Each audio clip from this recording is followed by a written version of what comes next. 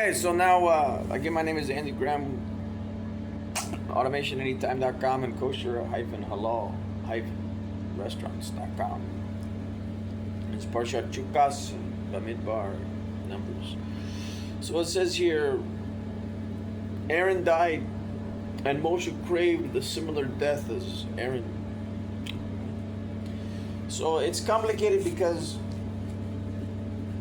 in order to wage war against one's adversaries, against the Amalek. And who is the Amalek? The Amalek is more of an entity. This is where we go into entities.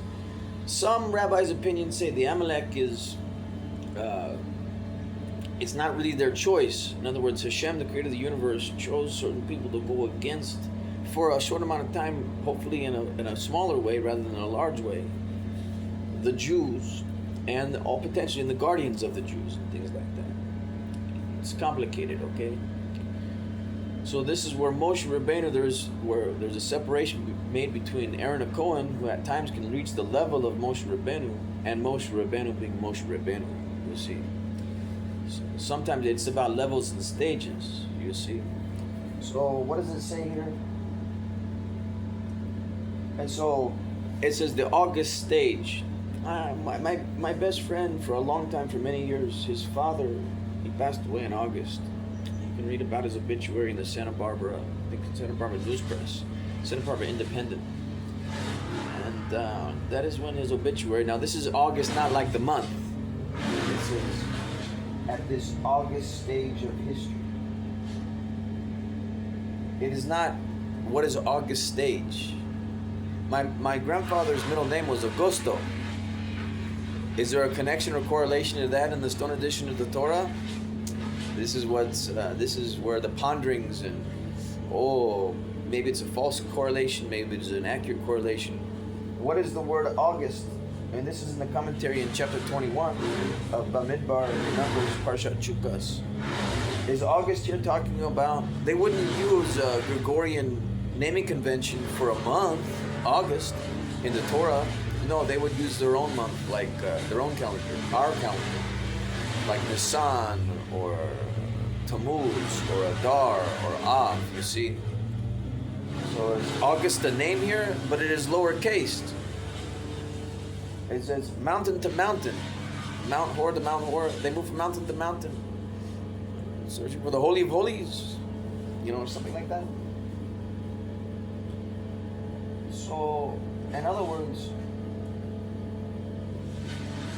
inconceivable, the Jews could have suffered losses while led by Moshe at this August stage of their history. Ramban is from the north of Spain. So I have a question, and it is an actual real question. What does the word August here mean? It's an English word, it's translated. It says August stage of their history. Are they talking about the middle name of my grandfather Manny, Augusto? What does it mean? The time period that this book was compiled was in the 1960s and 1970s when my grandfather Manny was still alive. The August stage. Why is that word in there? Does anybody know the answer?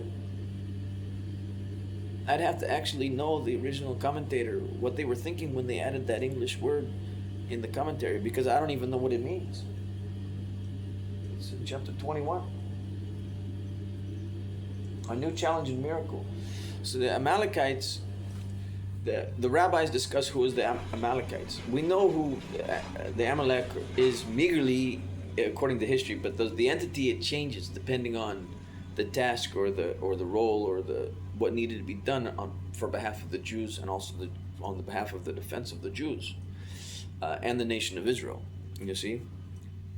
So, in other words, and so there are penalties and punishments levied for whatever reason, you see, depending on things, because obviously the Torah is for Jews, right? So let me be clear in that, right? However, the Torah is also for non-Jews. It's complicated like that, So for us people that are a little bit hybrids, it is even more perplexing, because how can the Torah only be for a small portion of me? But a portion of it goes against, you see what I mean? So it becomes perplexing. It's a truly mamash, a paradox of things, So it says there is no food or no water. There was food and water. So, and some people, maybe they had been joking. Unfortunately, what did their jokes? How costly was that joke? So this is in correlation, believe it or not, of a fintech startup for predictive security. I have not published it on that page, the recording on the website as of yet. I will, but perhaps could be somewhat valuable, you know. And this is where we go: perceived value and actualized value. You see, based on history, depending on the stages and levels. Now, I discovered somewhere along the way that some of these people around here, they knew the words in the Torah, you know. They allowed me to study some of these books to illuminate my own way and potentially come up with workable technologies and solutions, and maybe even real businesses to contribute to, you know, quantum computing and, you know, classical computing in a real way for the improvement of the world. You see what I mean? In other words, in the modern era, there are different ways to understand and do proverbial. I'm not going to say combat, because that's a militaristic term, right? Combat and information, ways of information, and perhaps a portion of the fintech startup with predictive automation anytime security systems, things that I'm working on right now. It's a new idea that I just had yesterday. I made a recording about it.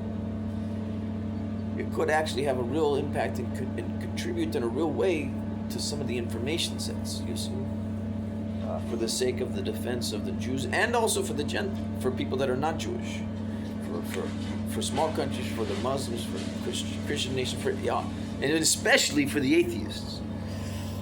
Because in a strange way, the people that are atheistic and myself have a strange connection. Because sometimes they are closer to the truth, and some levels of truth, more than they may or may not realize.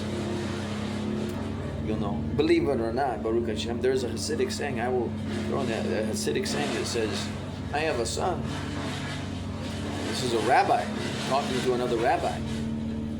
A studied, learned rabbi talking to another studied and learned rabbi, and they have children. And he says, oh, how are your children doing?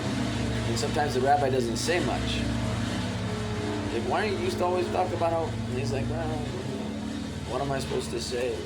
One became a Torah scholar like me, and the other became an atheist.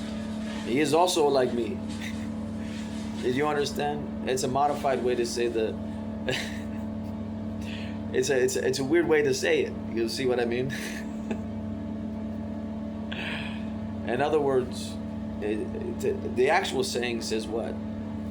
In a book by Hirsch, Hirsch and his wife Linda, a city college professor there, Hirsch Goldworm. His last name isn't Goldworm, it's Friedman. And he says, well, it says, I have a son. He's an atheist or something like that. I'm a rabbi. He's also a rabbi. He studied his whole entire life. He knows the books perhaps better than I do. And he's like, if I had a son, I would rather have a son who was an atheist, but he knows the reasons why, rather than a son who knows the books word by word to the nth degree and can repeat it back from right to left and left to right, but doesn't know why he learned it. He doesn't know how or why. Because I told you to do so.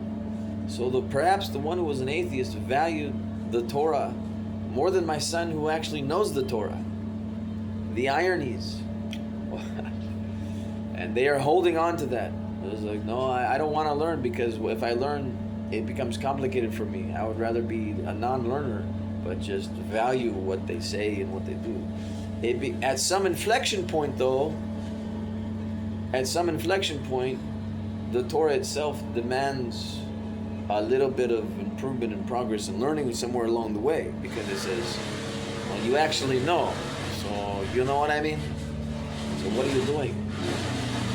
So, it becomes perplexing, another paradox that exists in the world. Anyways, thanks for listening. Let me see if anything else I want to add. Oh, the route. What way did you take Israel approach?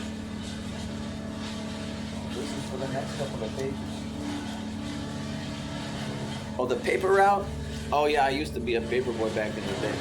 Anyways, thanks for listening. Until next time.